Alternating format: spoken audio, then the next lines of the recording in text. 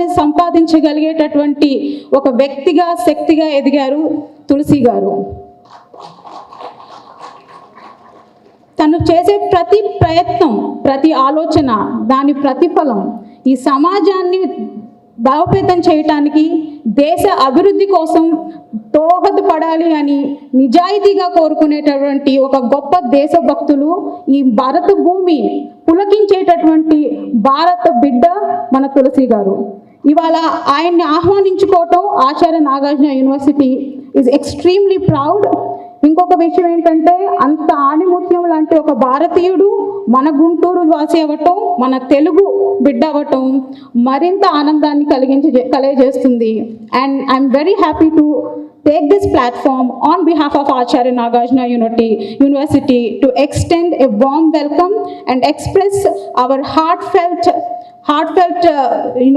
proudness towards a great person of India. Sir, we would like to welcome you with a grand cultural events.